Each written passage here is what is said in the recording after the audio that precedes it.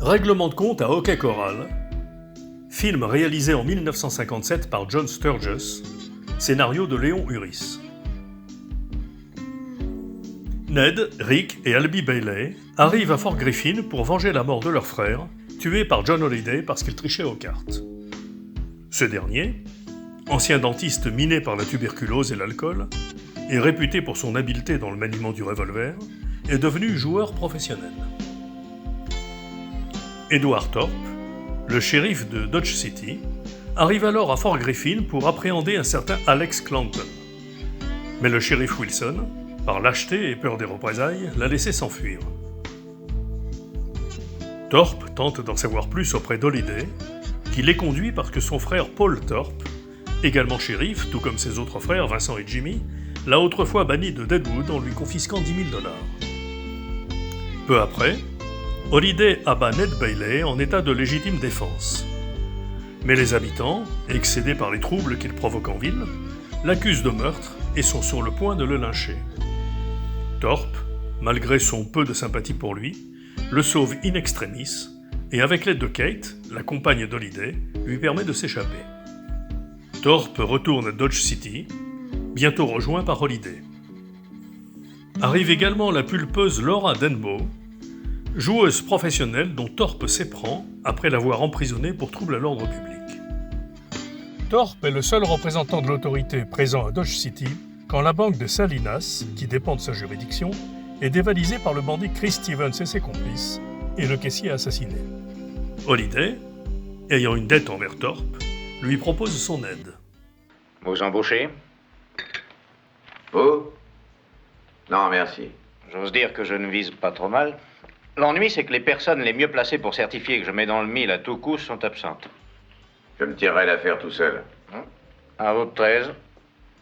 D'abord réticent, ce dernier le nomme adjoint le temps de rattraper les bandits. Levez votre main droite. Jurez-vous solennellement de... Ah non, c'est trop ridicule. Considérez-vous comme assermenté, préparez-vous. Eh, pas si vite. Vous ne m'accrochez pas une étoile? Ça me ferait mal. Durant l'expédition, une complicité s'installe entre les deux hommes. La nuit, pendant qu'ils bivouaquent et semblent endormis, Stevens et ses hommes tentent de les tuer, mais Holliday et Thorpe les abattent tous les trois. De retour à Dodge City, Charlie, l'adjoint de Thorpe, apprend à Holliday que Kate est à l'hôtel avec Johnny Ringo, l'un des hommes de Clanton. Holliday s'y rend. Ça ne te lâche pas, ça ne te lâchera jamais, hein? Laisse-moi tranquille. Il faut que tu reviennes te vautrer dans le ruisseau. Peut-être parce que ça t'est bien égal que je sois morte ou vivante. Qu'est-ce que ça peut te faire alors, si je vais où je veux et avec qui ça me plaît? La ferme! Ramasse tes frusques, tu t'en vas. Elle restera. Ne te mêle pas de ça, Ringo. T'as pas le droit de forcer ma porte. Je m'adresse à Kate. Va te promener. Tout ce que tu as envie de dire, dis-le devant mon homme. Relire. Pas si vite, Holliday. On cause pas ma femme comme ça. Ta femme, c'est la femme de tout le monde. Je vais te coller du plomb dans la peau. Je n'ai pas de revolver, Ringo. T'en as un maintenant. Qu'est-ce que tu attends? Je ne veux pas me battre. N'insiste pas. Il a promis au shérif de se conduire comme un bon petit garçon. Ce soir-là, alors qu'un grand bal est organisé au saloon, Gregor Pierce, un bandit que Thorpe a arrêté jadis, arrive en ville avec ses hommes, détruisant tout sur leur passage. Thorpe entre dans la salle de bal saccagée pour arrêter Pierce et sa bande. Bonsoir, Gregor. Ah. Eh ben maintenant, ma joie est complète. Toi et moi, on va parler de cette petite cicatrice qui remonte à Wichita. Débouclez vos ceinturons et suivez-moi sans résistance au poste. Fais plutôt ta prière, Thorpe. C'est loupé ton coup de bluff. Réfléchis bien, Gregor, avant de te mettre dans un pétrin dont tu ne pourras plus sortir. Réglons-lui son compte, patron. Voilà une excellente idée. Peut-être bien que tes copains seraient curieux de voir jusqu'où va ton courage. Ça t'est facile de crâner avec 20 hommes derrière toi. Viens donc une minute me dire ça dans la rue. Oh non, ton astuce est un peu trop grosse. Tu ne t'en tireras pas comme ça. Allez, empoignez-le. Assez causé. Vous êtes tellement bruyants ce soir que mon partenaire a eu peur de jouer. Vous me coûtez beaucoup d'argent, messieurs. C'est fini de rire, cow-boy. Jetez vos armes. On a ri suffisamment, les gars. Faites ce qu'il vous dit. Le jour où Thorpe décide d'abandonner le métier de shérif pour épouser Laura, lui parvient un télégramme de son frère Vincent, shérif à Tombstone, lui demandant de venir l'épauler dans sa lutte contre les frères Clanton. Laura refuse de le suivre. En route pour Tombstone, il est rattrapé par Holiday qui propose de l'y accompagner.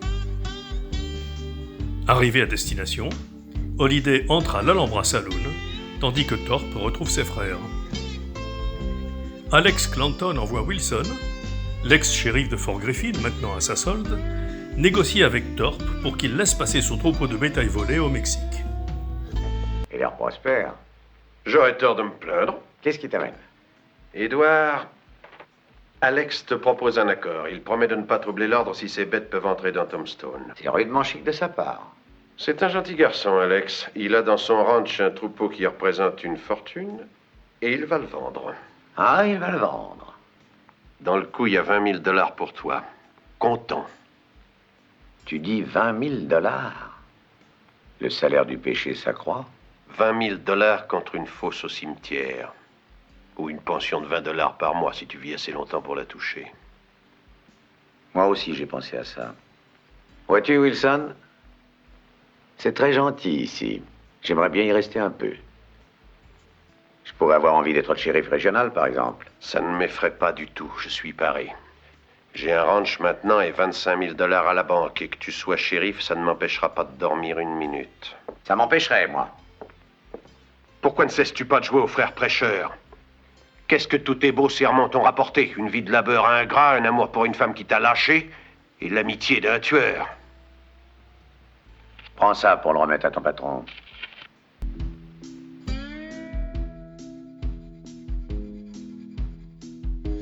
Le soir même, par défi, Clanton et sa bande se rendent en ville, armés, mais ils sont repoussés par le comité de défense. Billy, le plus jeune des frères Clanton, est amené ivre-mort au bureau du shérif. Thorpe décide de le reconduire chez lui.